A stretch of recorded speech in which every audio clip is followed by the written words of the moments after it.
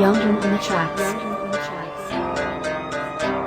Parang daming gusto makapila sa akin, mga di bumabahagi, tinanong ko ano meron.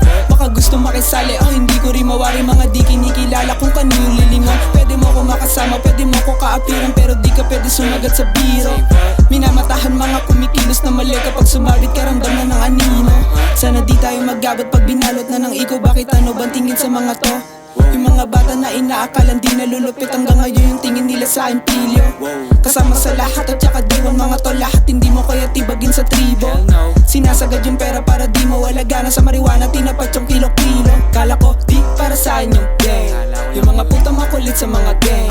Sa paglagari yung kasama ko gang, puro suporta inuuna no gang. Kaya kung gang shit lang yung dapat natin pag-usapan, di na para pahabain mga to.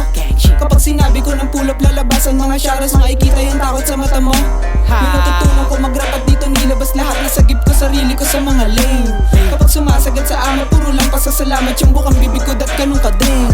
Di na kailangan sabihin, magdasal lang naman namin pag sinabi ko na tagay yung dating.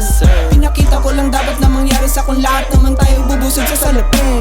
Kung para sa akin di naman to lahat ng ginagawa ko, baka di ko masunod mga magulang ko, pero parang nagawa ko na to dati. Napaligsahan sa kalsada di masali, yung pinakita ko dyan puro totoo, pinipilit ko na di maalis sa linya ko. Eh kung sa mura kong edad din naranasan na lahat, na halos itakwil na ng pamilya ko. Masasabi talaga na di ako yung para doon masasakote kapag binalik ko yun. Yes, sa big dog unang bumili, pinamana sa kalsadang bawal dito ang tulig kung isa ka sa mga gustong pumapel.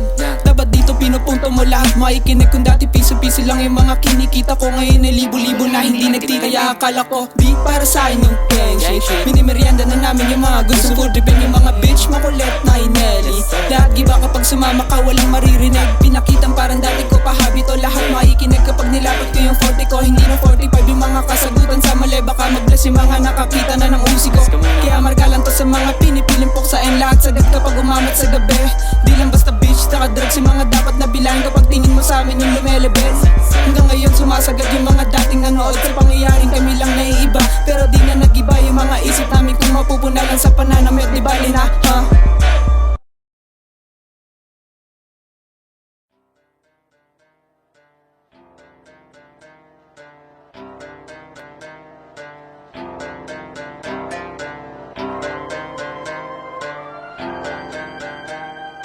Youngin on the tracks.